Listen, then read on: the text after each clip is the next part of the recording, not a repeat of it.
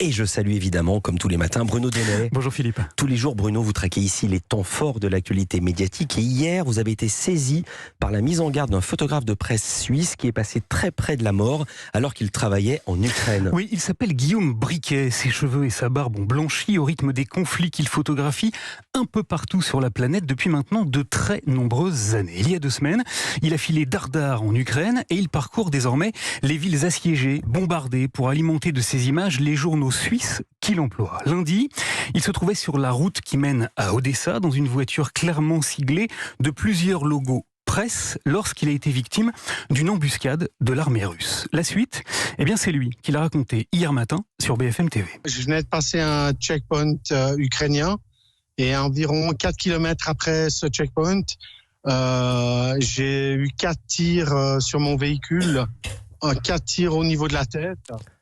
Donc je suis vraiment miraculé. À l'image, on voit que Guillaume Briquet est encore sous le choc. Il porte un épais pansement sur la panse droite, sur la tempe droite, un pansement rougi du sang qu'il a perdu. Et depuis, il poursuit son récit. J'ai crié journaliste et je leur ai posé la question s'ils étaient russes ou ukrainiens et ils m'ont répondu armée russe. Le photographe de presse explique qu'il a hurlé qu'il était journaliste, qu'il est sorti de sa voiture avec les bras en l'air et il continue de raconter. Je suis sorti du véhicule et en fait, il y avait des commandos russes qui étaient là, qui m'ont dépouillé, volé mon argent et menacé de me tuer.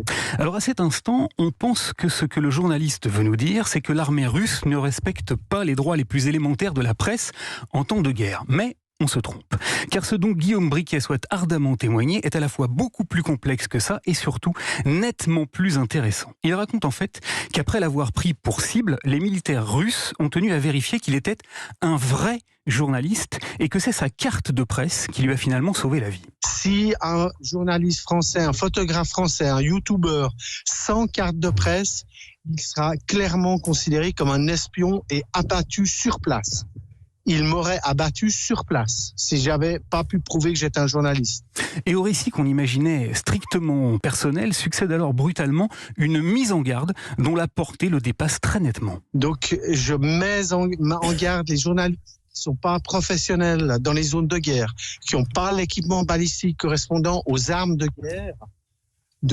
Franchement, ils doivent quitter l'Ukraine et laisser les journalistes professionnels.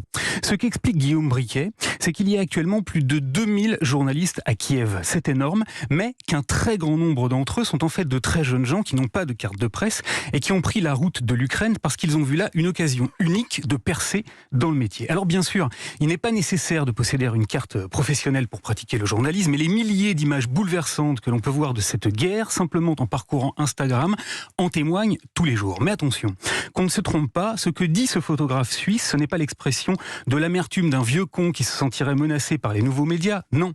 Ce qu'il dit en creux, c'est que le journalisme, c'est un métier qui comporte des risques et que ces risques doivent être assumés notamment par des rédactions. Seulement voilà, parce que le reportage coûte cher et parce que les nouveaux médias traquent les économies partout, certains n'envoient pas de journalistes sur les théâtres de guerre, mais achètent des images à ceux qui sont partis pour tenter leur chance et qui assument donc tout seuls, les risques, tous les risques, y compris les pires. C'est pas un jeu, c'est pas une manif des Gilets jaunes. Ils seront traités comme des espions et abattus sur place. Alors voilà, tous les médias qui font semblant de faire de l'information, mais qui ne protègent à aucun moment les journalistes, qui ne les emploient pas ou qui refusent si souvent de payer leur travail à sa juste valeur, doivent savoir que c'est à son statut professionnel et à une toute petite carte professionnelle qu'un photoreporter suisse doit aujourd'hui sa vie. Et on va redire son nom, il s'appelle Guillaume Briquet. Merci beaucoup Bruno Donnet.